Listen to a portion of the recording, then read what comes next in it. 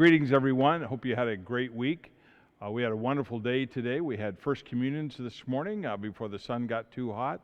We had a wedding this afternoon, and now we have evening Mass in a few moments.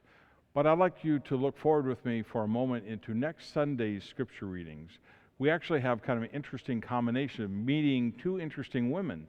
One is the great feast that was proclaimed in 1950 of the Feast of the Assumption, which is this coming Saturday. The revelation of Mary, who was assumed body and soul. She had the final revelation in one breath into eternity with Jesus. And that was proclaimed, that tradition and dogma was claimed in 1950 by Pius XII, I believe.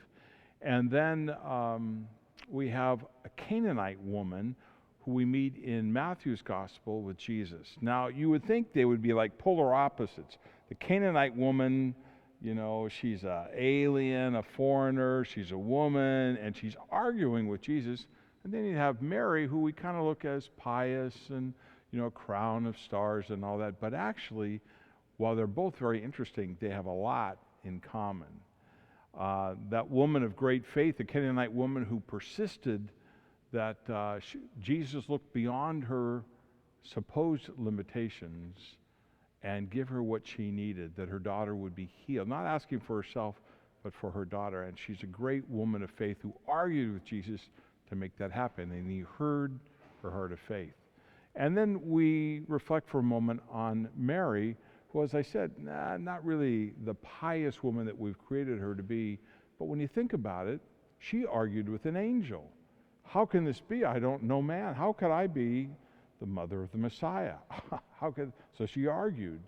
And secondly, when a woman was pregnant in those days, they were supposed to stay at home confined. Well, she doesn't. After a few months, she takes off to see her cousin Elizabeth, who's also pregnant. She was a woman of her own mind and heart. And if you look in Luke's account of the Magnificat of Mary's response to the angel, that was no slouch that prayed that prayer. So we have two very interesting women, two very strong women of faith, each in their own way. So just a thought this week, who have been some of the women of faith you've met? I've met some fascinating, wonderful women of faith over the years. I think back, one Sister Mariana Gemmitt, who is the sister of St. Joseph of Orange, who had early onset of Alzheimer's, but a wonderful, wonderful, loving woman of faith. And she could argue with the best of them. So you might want to say thank you. It might have been somebody, a wife or a mother or a grandmother who was that woman of faith. Say thank you, even in your heart. And where is it? Since Mary in the Second Vatican Council is proclaimed as the model of the church, that is the first disciple of Jesus, where do we need to be a little stronger of heart and stronger of faith in our own life as disciples? Take a look at Mary.